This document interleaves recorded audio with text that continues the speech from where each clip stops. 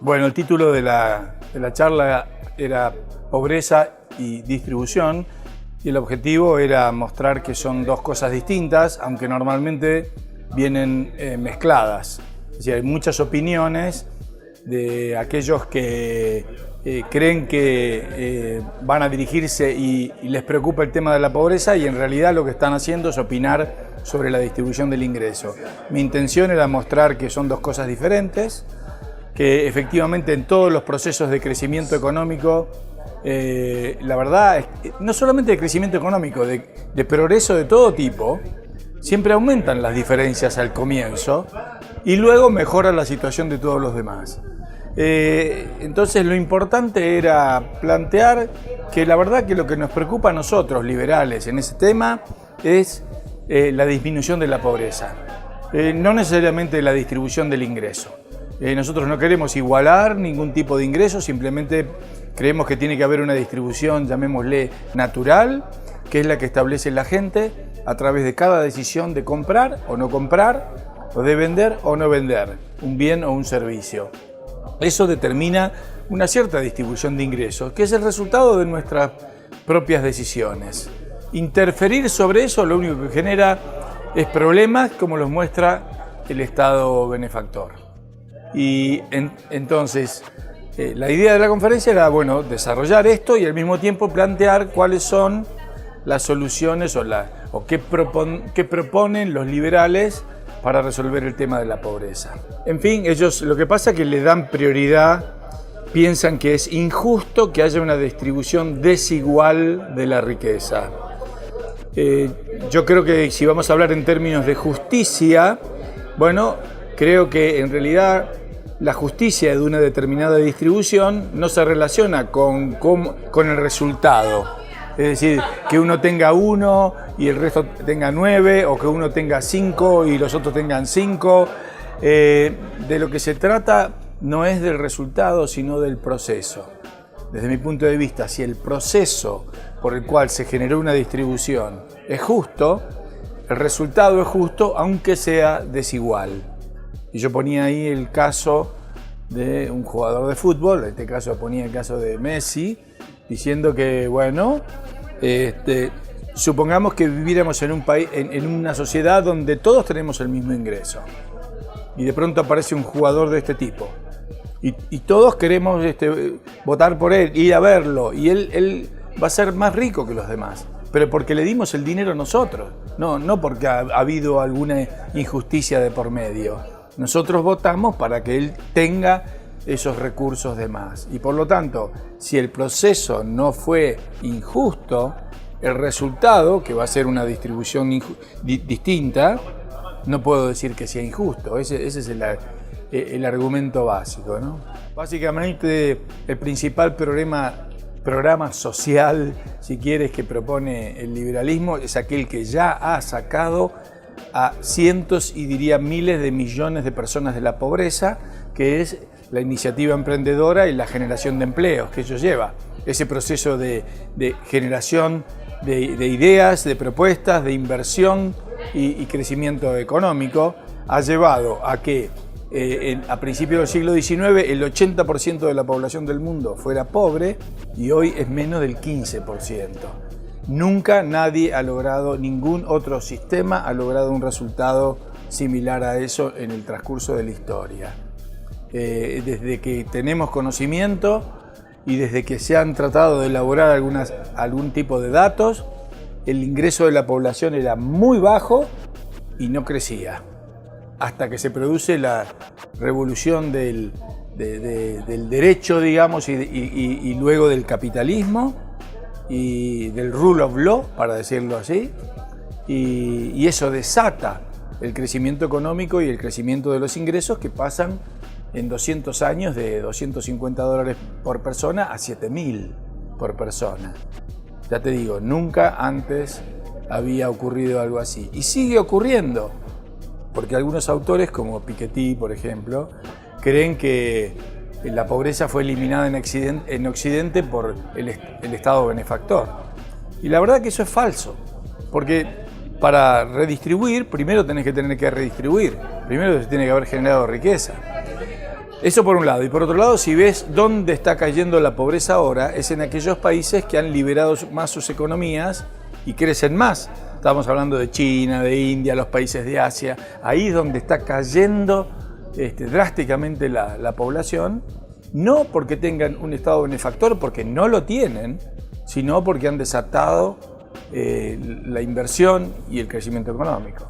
Para la segunda charla me pidieron un tema que pobre es la audiencia, no sé si lo va a disfrutar, va a reír o va a llorar, porque es el tema del proteccionismo en América Latina, asociado obviamente con lo que sería, yo lo voy a hacer un poco más amplio, va a ser la economía política del populismo, cuáles son las ideas y los principios que hay atrás del populismo en términos de política económica y en particular de política comercial y de proteccionismo. Mira, hay pocas ideas originales que han surgido de América Latina. Creo que hay dos, tal vez hay alguna otra, pero básicamente dos. Una de ellas es muy buena y es toda esa idea del análisis de las economías informales, lo que ha hecho Hernando de Soto, Enrique Gersi, eso ha sido muy bueno. La segunda es un desastre, son las ideas de lo que se llaman las ideas de la CEPAL. La CEPAL es un organismo internacional que se llama la Comisión Económica para América Latina, que allá por los años 40 fue como cooptada, digamos, por una serie de economistas, uno de ellos argentino, Raúl Prebisch, y desarrollaron esta teoría que luego muchos conocerán, esa teoría del centro y la periferia, de la dependencia de los países pobres de los países ricos, del deterioro de los términos del intercambio, de que había todo un mecanismo supuestamente a nivel económico internacional por el cual los países ricos se quedaban cada vez más con partes de la torta y empobrecían a los países pobres, y que esto, por lo tanto, lo que tenían que hacer era desarrollarse a través de cerrar sus fronteras, protegerse, evitar la entrada de capitales, subsidiar al capital nacional, y la verdad es que eso llevó a uno de los fracasos más estrepitosos de América Latina.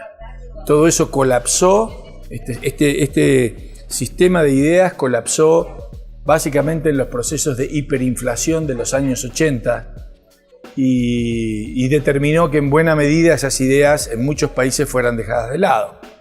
Y los países que las dejaron de lado, y los países además que se abrieron al comercio, son aquellos países que les ha ido mejor económicamente. En ese caso, típicamente Chile, que lleva 30 años de crecimiento económico, que salió de ser un país pobre y ahora claramente es un país de nivel medio y medio alto. Tenés países como, los tratados de libre comercio que ha firmado México, no solamente con Estados Unidos y Canadá, sino con otros países, y que ha permitido que México multiplicara sus exportaciones y su producción en forma bastante notable.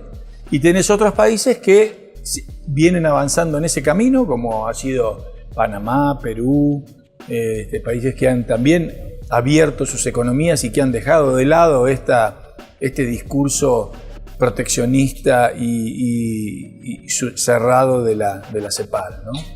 La verdad que eso fue un conjunto de ideas nefastas que entiendo la utilidad que puede tener de plantearlas acá y llamar la atención, porque uno ve movimientos populistas en Europa, por ejemplo, que probablemente de llegar al poder quieran o se vean atraídos por algún tipo de políticas de esa naturaleza, ¿no?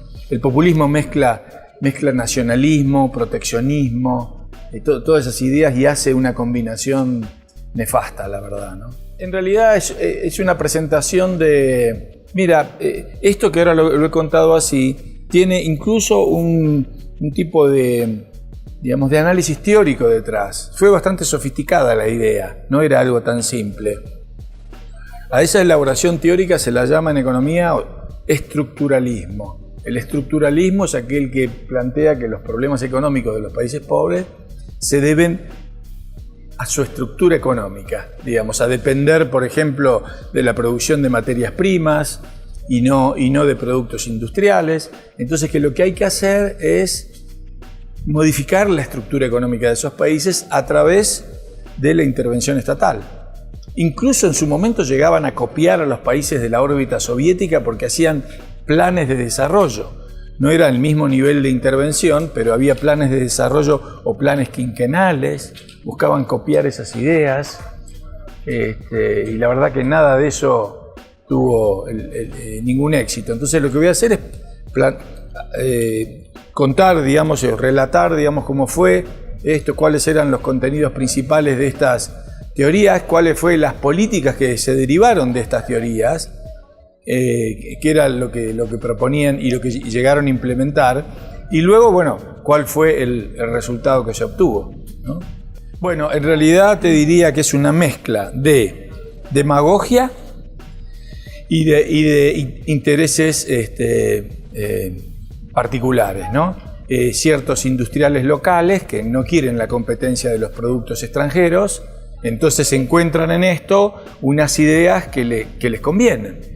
Le conviene cerrar la economía, le conviene que se cierre la competencia, no quieren competir, entonces terminan apoyando, hay, llamarlo así en términos ya casi marxistas, hay una burguesía nacional que es la que se beneficia con todo este tipo de políticas y que han sido los que las promueven. Entonces el populismo, ¿qué es lo que hace?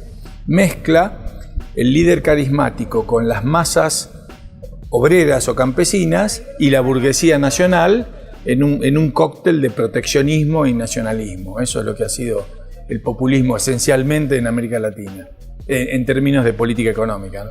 Sí, la verdad que para mí, yo he dicho aquí, es un placer, creo que este es uno de los mejores eventos de este tipo que yo conozco, y me encanta, hay jóvenes muy interesantes, van rotando, van cambiando, siempre ves caras nuevas y te dan esa alegría de ver que siempre hay un grupo de 50 jóvenes más o menos que están muy interesados en este tipo de ideas.